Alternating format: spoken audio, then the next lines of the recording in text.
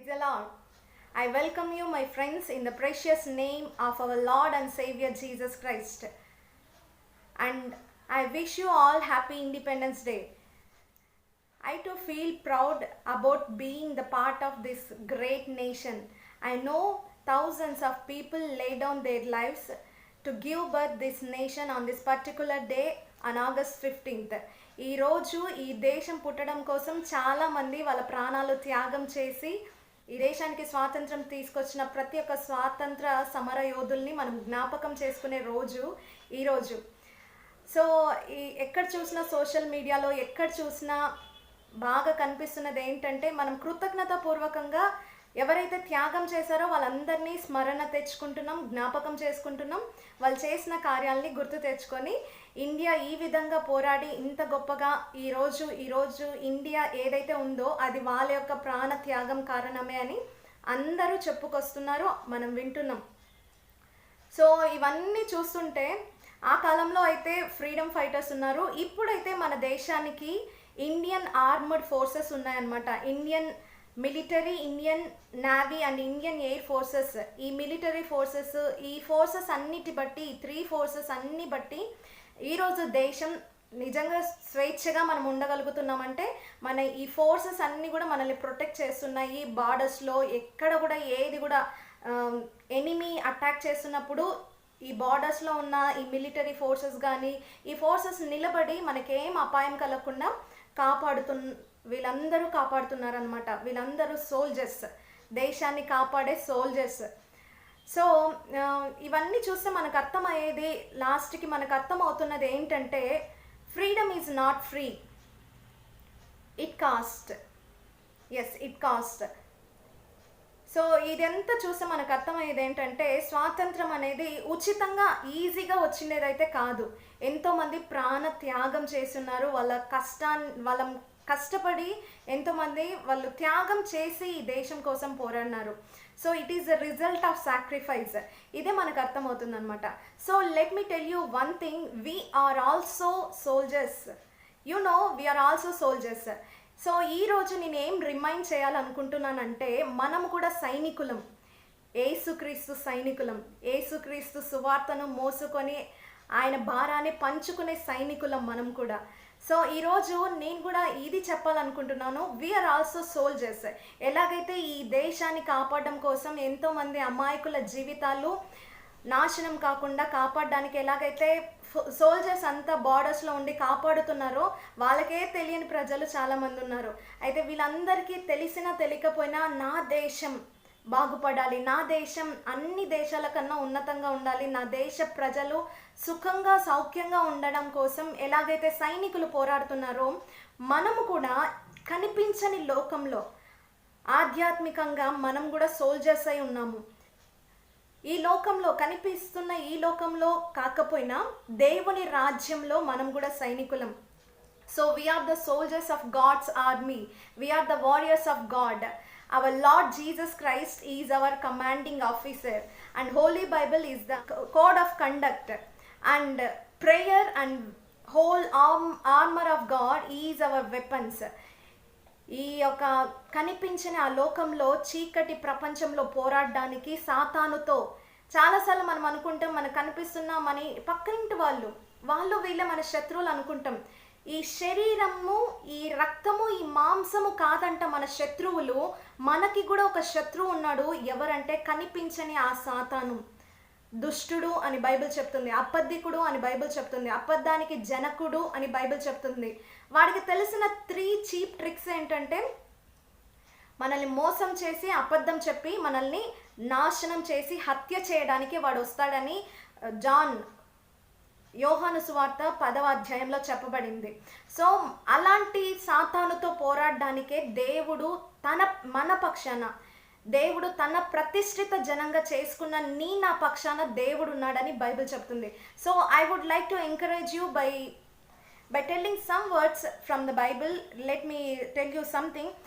So మనం చూద్దాము, తిమోతికి రాసిన అపోస్తులుడైన పౌలు తిమోతికి రాసిన 2వ పత్రిక 2వ అధ్యాయం కొన్ని వచనాలు చదివితే ఈ విధంగా ఉంది. చూడండి, నా కుమారుడా, యేసుక్రీస్తు నందున్న కృపచేత బలవంతుడవు కమ్ము. సో ఈరోజు నేను కూడా ఎంకరేజ్ చేయాలనుకుంటున్నాను. Be bold, be strong my soldiers, be bold. దేవుడు అంటున్నాడు బీ బోల్డ్. యేసుక్రీస్తు సైనిక లేయి పైకి, ధైర్యం తెచ్చుకో అని యేసయ్య పిలుస్తున్నాడు, యేసయ్య అంటున్నాడు. చూడండి, నీవు అనేక సాక్షుల ఎదుట నా వలన వినిన సంగతులను ఇతరులకు బోధించుటకు సామర్థ్యం గల నమ్మకమైన మనుషులకు అప్పగింపుము.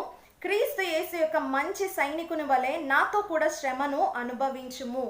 పౌలు తిమోతికి రాస్తూ ఈ విధంగా చెప్తున్నాడు, నేనేదైతే సత్యాన్ని నమ్మి ఉన్నానో ఆ సత్యం కోసం నేను ఎట్లా పోరాడుతున్నానో తిమోతి నువ్వు కూడా లేయి, ఆ విధంగానే పోరాడు. బైబిల్ అందుకే గ్రేట్ కమిషన్ అని బైబిల్ చెప్తుంది. ఏంటంటే వెళ్ళి సర్వలోకానికి, సర్వ సృష్టికి సువార్త ప్రకటించమని యేసయ్య మనకి వెళ్తూ వెళ్తూ చెప్పి వెళ్ళిన మాటలు అవి. So let me tell you, let me remind you, ఈరోజు నేను జ్ఞాపకం చేయాలనుకుంటున్నాను, మెగా ఎండ్ టైం రివైవల్ రానై ఉంది. హల్లెలూయా. ఖచ్చితంగా ఈ ఎండ్ టైం రివైవల్ రాబోతుందండి. కాబట్టి మనం సిద్ధంగా ఉండాలి. ఏం చేయాలి? సైనికులుగా నువ్వు నేను అలర్ట్గా ఉండాలి. సైనికులు ఎప్పుడు కూడా వాళ్ళు కంటి నిండా కొనుక్కు, వాళ్ళకు ఉండదు, నిద్ర ఉండదు, కడుపు నిండా భోజనం తినరు. వాళ్ళు రెడీగా ఉండడం కోసం వాళ్ళు ఏ టైంలో ఏం జరుగుతుందో, ఎక్కడి నుంచి సాతాను, ఎక్కడి నుంచి ఎనిమి అటాక్ చేస్తాడో తెలియదు. కాబట్టి వాళ్ళు అలర్ట్గా ఉంటారనమాట. నువ్వు నేను కూడా ఆత్మీయ లోకంలో చేస్తున్న ఈ యుద్ధ పోరాటంలో అలర్ట్గా ఉండాలి. మన ఆత్మలో అలర్ట్నెస్ ఉండాలన్నమాట. ఇలాగే ఇక్కడ చెప్తున్నట్టుగా సత్యాన్ని బోధించడం కోసం పౌలు ఏ విధంగా అయితే పోరాడాడో, ఎలాగైతే ఇతరులను శిష్యులుగా, క్రీస్తుకు శిష్యులుగా చేస్తున్నాడో, ఆ విధంగానే ఈరోజు నిన్ను నన్ను దేవుడు ఎన్నుకున్నాడు తన సైనికులుగా, ఇతరులను శిష్యులుగా చేయడానికి. సత్యం కోసం నిలబడమని, దానికోసం ఎంత శ్రమ వచ్చినా ధైర్యంగా బైబిల్ చెప్తుంది. చూడండి, క్రీస్తు యేసు యొక్క మంచి సైనికుని వలె నాతో కూడా శ్రమను అనుభవించుము. క్రీస్తు యేసు మంచి సైనికుడిగా పిలువబడాలి అని మనము అనుకొని ముందుకెళ్తే నిజంగానే శ్రమలు రావచ్చు.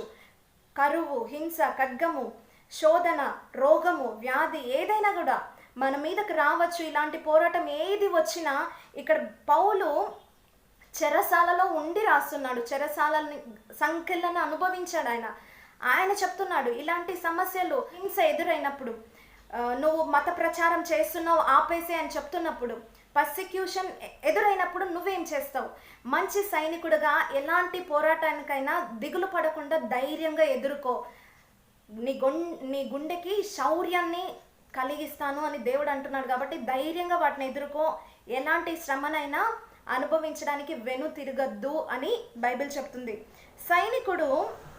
సైనికుడెవడును యుద్ధమునకు పోవునప్పుడు తన్ను దండులో చేర్చుకొనిన వానిని సంతోష పెట్టవలనని ఈ జీవన వ్యాపారములలో చిక్కుకొనడు.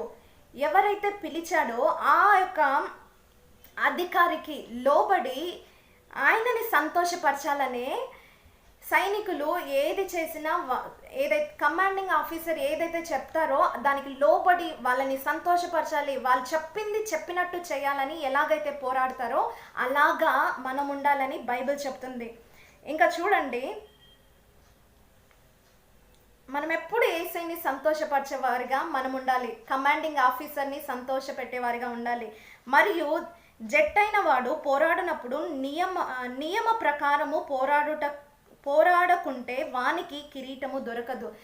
అథ్లెట్స్ని చూసుకుంటే మనము ఇక్కడ చెప్పబడింది, మనం కూడా అథ్లెట్స్ లాగా, స్పోర్ట్స్ మ్యాన్స్ లాగా, వాళ్ళు ఏదైనా పోరాడుతున్నారు, వాళ్ళకి ఏదైనా ఛాంపియన్షిప్ ఏదైనా ఉంది అంటే, వాళ్ళు ఏదైనా పోరాడాలి, ఇండియా కోసం ఏదో ఒక స్పోర్ట్స్లో పోరాడుతున్నారు, ఏదో ఒకటి పాల్గొంటున్నారు ఒక పోరాటంలో అంటే, వాళ్ళు ఎప్పుడు కూడా లేజీగా ఉండరు. వాళ్ళది ఎంత సిస్టమేటిక్గా ఉంటుందంటే వాళ్ళ బాడీని అంతగా ట్రైనప్ చేస్తారనమాట. 5K లేసి వాళ్ళు గ్రౌండ్లో ఉంటారు, పరిగెడతారు, నేర్చుకుంటారు, క్రికెట్ ఆడతారు, టెన్నిస్, ఇవన్నీ ఎగ్జాంపుల్ ఏది తీసుకున్నా వాళ్ళు అలర్ట్గా ఉండడం కోసం వాళ్ళ శరీరాన్ని ట్రైనప్ చేసుకుంటారు.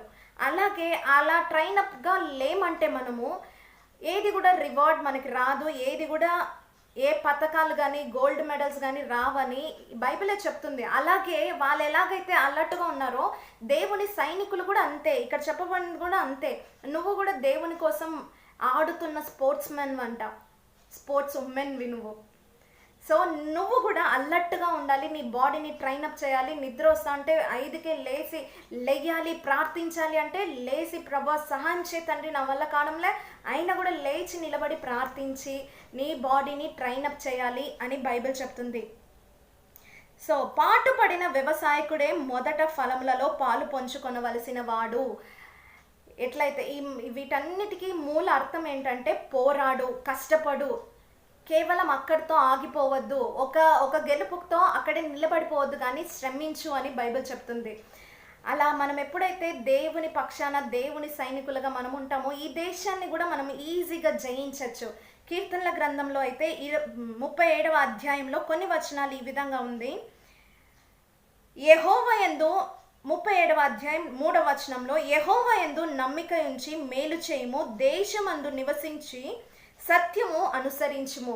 యెహోవా యందు నమ్మిక ఉంచి మనము మేలు చేయాలంట, దేశమందు నివసించి సత్యాన్ని అనుసరించాలి, సత్యాన్ని బోధించాలి. అలా మనం ఉంటే యెహోవా కొరకు కనిపెట్టువారు దేశమును స్వతంత్రించుకుందురు. యెహోవా కొరకు ఎవరైతే కనిపెడతారో వాళ్ళు ఖచ్చితంగా దేశాన్ని స్వతంత్రించుకుంటారు. హల్లెలూయా. నిజమైన స్వాతంత్రం ఎక్కడుందంటే మన ఆత్మలో ఎప్పుడైతే వెలుగు కలుగుతుందో, మన స్పిరిట్ మ్యాన్లో ఎప్పుడైతే వెలుగు ప్రకాశింపబడుతుందో అదే నిజమైన ఆనందం, నిజమైన స్వాతంత్రం. పాపం నుంచి ఎప్పుడైతే కంప్లీట్గా విముక్తి పొందుకుంటామో, యేసు రక్తంతో మన పాపం ఎప్పుడైతే కడగబడుతుందో, యేసు క్రీస్తుని సొంత రక్షకునిగా ఎప్పుడైతే అంగీకరిస్తామో ఆ రోజే నువ్వు పాపానికి బానిస కావు, సాతానికి బానిస కావు, ఇంకా దేవుని రాజ్య వారసునివి, దేవుని సైనికుడివి నువ్వు. హల్లెలూయా. కాబట్టి అలా ఎప్పుడైతే మనం ఉంటామో ఈ దేశాన్ని మనం స్వతంత్రించుకోవచ్చంట. మనకి వాగ్దానం చేసిన వాగ్దానాల్ని మనం స్వతంత్రించుకోవచ్చు.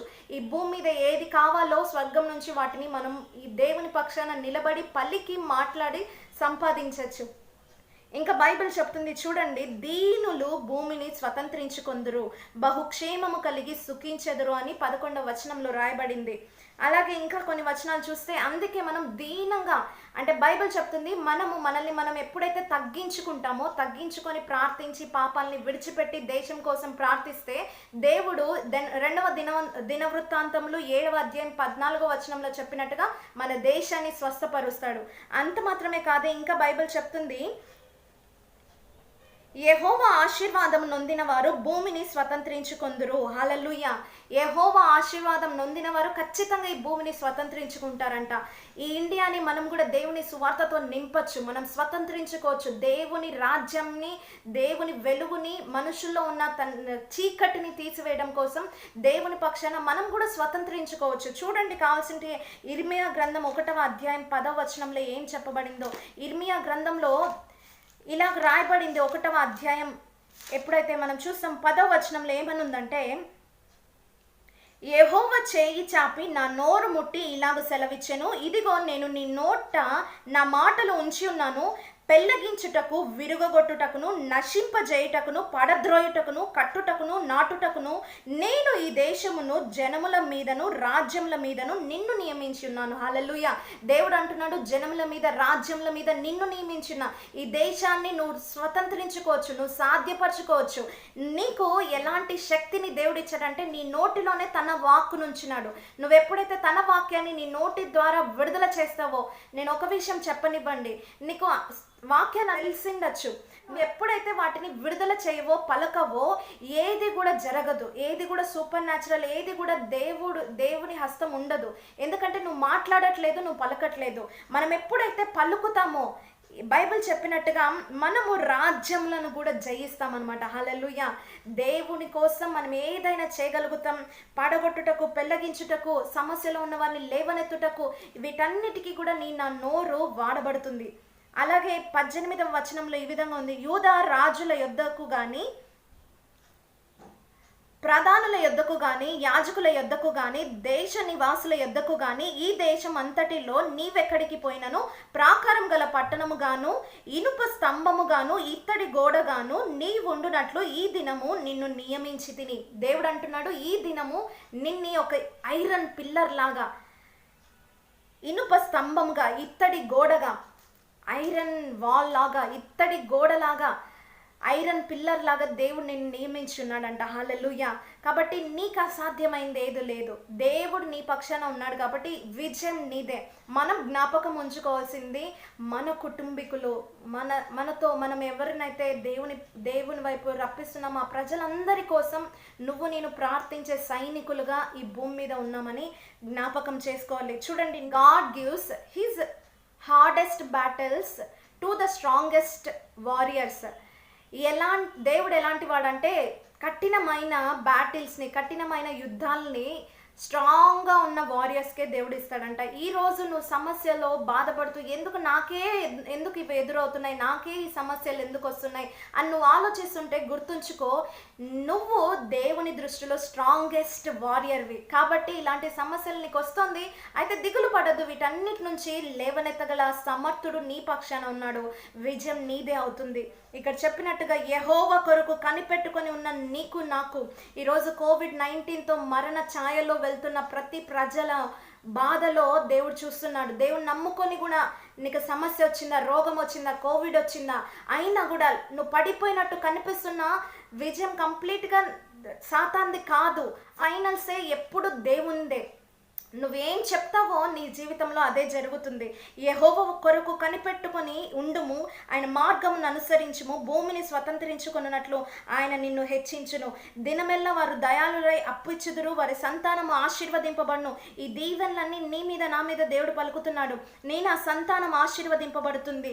ఎన్నటెన్నటికీ మనము నీతిమంతులంగా, ఎన్నటెన్నటికీ మనము దేవుని చేత ప్రేమింపబడిన వారంగా పిలువబడతామని ఇక్కడ చెప్తుంది. నీతిమంతుల నోరు జ్ఞానము గూర్చి వచించును అని బైబిల్ చెప్తుంది. జ్ఞానాన్ని మనం పలుకుతాం. హల్లెలూయా. అందుకే నేను చెప్పాలనుకుంటున్నాను, ఎలాంటి పరిస్థితులు అయినా దేవుని ఆత్మ మీ మీద ఉన్నదని మీరు మర్చిపోకండి.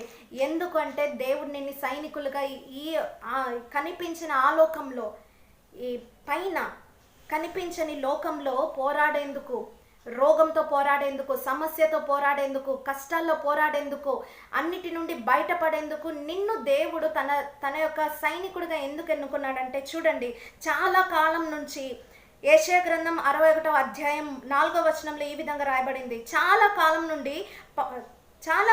నుండి పాడుగా ఉన్న స్థలములను వారు కట్టుదురు. నేను ఈరోజు కట్టడానికి దేవుడు నన్ను పిలుచుకున్నాడు. నేను కట్టబోతున్నాం. ఆ మెగా ఎండ్ టైం రివైవల్ కోసం సిద్ధపడు సైనిక, సిద్ధపడు. దేవుని సైనికుడు అయిన నువ్వు, దేవుని సైనికురాలవైన నువ్వు సిద్ధపడు. ఎండ్ టైం రివైవల్లో దేవుడు నన్ను చాలా కాలం నుంచి పాడుగా ఉన్న స్థలాన్ని కట్టేందుకు నన్ను పిలుచుకున్నాడు. పూర్వమున పాడైన స్థలములను కట్టేందుకు నన్ను పిలుచుకున్నాడు. పాడైన పట్టణములను నూతనంగా స్థాపించుటకు, దేవుని సువార్తతో, దేవుని ప్రేమతో నింపేందుకు నన్ను పిలుచుకున్నాడు. తరతరముల నుండి శిథిలమై ఉన్న పురములను బాగు చేయుటకు నన్ను పిలుచుకున్నాడు. బంధింపబడిన వారిని విడిపించుటకు, తల్లి లేని వారికి తల్లిగా నువ్వయ్యేందుకు, కష్టాల్లో ఉన్న వారికి చేదోటుగా సహాయం చేసేందుకు నన్ను పిలుచుకున్నాడు దేవుడు. ఆకలితో ఉన్న వారికి వారి ఆకలిని తీర్చేందుకు, దేవుని వాక్యముతో వారి ఆకలి తీర్చేందుకు, ఆకలితో ఉన్న నిజమేంటో తెలియక, కష్టాల్లో ఉన్న నిజమైన ప్రేమ ఎక్కడ దొరుకుతుందో తెలియక ఉన్న ప్రజలకు నిజ ప్రేమను పరిచయం చేయుటకు దేవుని సైనికుడుగా, దేవుని సైనికురాలుగా దేవుడే, యెహోవా దేవుడే, యేసుక్రీస్తు ప్రభువే నన్ను ఎన్నుకున్నాడు. అలాంటి సైనికుడుగా నన్ను దేవుడు చూస్తున్నాడు. కాబట్టి నువ్వు ఈరోజు పడిపోయిన స్థితిలో ఉన్నా కూడా గుర్తించుకో, విజయం నీదే. నువ్వు విడిపించడానికే, ప్రజలను విడిపించడానికే పుట్టి ఉన్నావు. దేశాన్ని దేవుని ప్రేమతో, దేవుని సువార్త ప్రేమతో నింపడానికే దేవుడు నిన్ను ఎన్నుకొని ఉన్నాడు కనుక ఆ విషయాన్ని జ్ఞాపకం చేసుకో, మర్చిపోకు. దేవుని బిడ్డగా నీకు ఎప్పుడు విజయం నీది. అందుకే వాక్యం చివరిగా నేను ఈ మాట చెప్పి ముగిస్తాను. ఇర్మియా గ్రంథం 1వ అధ్యాయం 19వ వచనం ప్రకారం, వారు నీతో యుద్ధము చేతురు కానీ నిన్ను విడిపించుటకు నేను నీకు తోడై ఉన్నందున వారు నీపైన విజయము పొందజాలరు. ఇదే యెహోవా వాక్కు. యెహోవా వాక్కు ఈరోజు నీకు నాకు ప్రత్యక్షమై ఏం చెప్తుందంటే, ఈరోజు సమస్యలో, కోవిడ్తో కానీ, రోగంతో కానీ, బాధలో కానీ, వేదనలో కానీ వెళ్తున్నా కూడా సాతాను నీ మీద ఎన్ని ప్రయత్నాలు, స్పిరిచువల్గా, ఫిజికల్గా ఎన్ని అటాక్స్ నీ మీదకి తెచ్చినా కూడా దేవుని వాక్కు ఈరోజు నీకు ప్రత్యక్షమై చెప్తున్న విషయం ఏంటంటే, అల్టిమేట్గా ఫైనల్గా విజయం నీదే. ఎందుకంటే దేవుడు నీతో వారు నీతో యుద్ధము చేస్తారంట, కానీ నిన్ను విడిపించుటకు నేను నీకు తోడై ఉన్నందున, అంటే దేవుడు నీకు తోడై ఉన్నందున వారు నీ పైన విజయము పొందజాలరు. విజయం నీదే, నీదే. దేవుని యొక్క స్థాపింపబడిన దేవుని ప్రజగా, దేవుని బిడ్డగా, దేవుని నిబంధన కలిగిన బిడ్డగా దేవుడు ఈరోజు చెప్తున్నాడు, దేవుని పక్షాన నిలబడుకున్న నీదే అల్టిమేట్గా విజయం అని. విజయం నీదే అని, సాతానుది కాదు. హల్లెలూయా.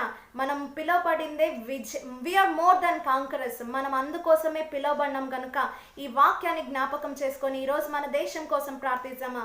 Thank you Jesus, thank you Lord, thank you Father, thank you Holy Spirit God. పరలోకమందున మా తండ్రి యేసుక్రీస్తు నామమున నీ యొద్దకు వస్తున్నాం ప్రభా. తండ్రి ఈరోజు మా దేశం కోసం మేము ప్రార్థిస్తున్నాం తండ్రి. Dear God, dear Jesus, please help us Lord. తండ్రి మీ జ్ఞానం ఇచ్చి మమ్మల్ని నడిపించమని వేడుకుంటున్నాం ప్రభా. దేశం అంతటి కోసం మేము ప్రార్థిస్తున్నాం. ఎక్కడెక్కడైతే కరువులు ఉన్నాయో, ఎక్కడైతే తండ్రి డిజాస్టర్స్ ప్రభా, తండ్రి న్యాచురల్ డిజాస్టర్స్, కరువులతో తండ్రి, భూకంపాలతో, సమస్యలతో ప్రజలు ఎక్కడైతే తండ్రి కొట్టుకొని పోవచ్చున్నారో, సమస్యలో తండ్రి కూరుకుపోయి ఉన్నారో, వాళ్ళందరూ యేసు నామంలో విడిపింపబడుదురు గాక. ఎక్కడైతే గొడవలు ఉన్నాయో యేసు నామంలో తండ్రి నీ బిడ్డలుగా తండ్రి మేము ఐక్యతను తండ్రి తెచ్చేందుకు సహాయం చేయమని వేడుకుంటున్నాం తండ్రి. ఎక్కడైతే క్రోధము, కోపం ఉన్నదో నీ ప్రేమను ప్రకటించేవారుగా మమ్మల్ని ఉంచమని వేడుకుంటున్నాం ప్రభా.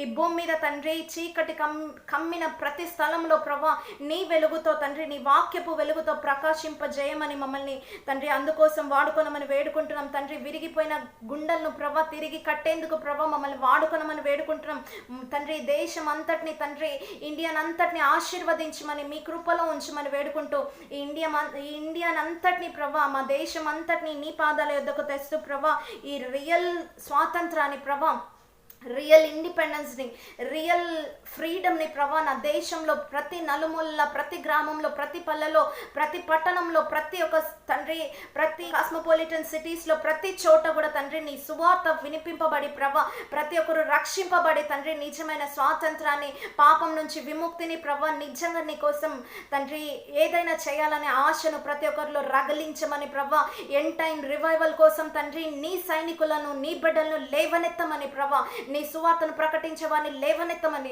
యేసు నామంలో తండ్రి మా దేశాన్ని దీవించమని వేడుకుంటూ తండ్రి, కోవిడ్ ఫ్రీగా యేసు నామంలో ఇండియా ఉన్నందుకు మీ కృతజ్ఞతలు ప్రభా. ఆ విధంగా మీరు చేసేసినందుకు కృతజ్ఞతలు. మీరు గొప్ప కార్యాన్ని మా యొక్క తండ్రి దేశం మీద మీరు చేసినందుకు కృతజ్ఞతలు చెల్లిస్తూ అన్నిటిపైన మీ అధికారానికి మేము ఒప్పుకుంటూ బిడ్డలను దీవించమని ఎవరైతే వీక్షిస్తున్నారో వారందరినీ ప్రభా యేసు నామంలో ఆశీర్వదిస్తూ ఈ ప్రార్థన అడిగి వేడుకొని పొంది ఉన్నాం పరమ తండ్రి. Amen. God bless you. God bless our India. Amen.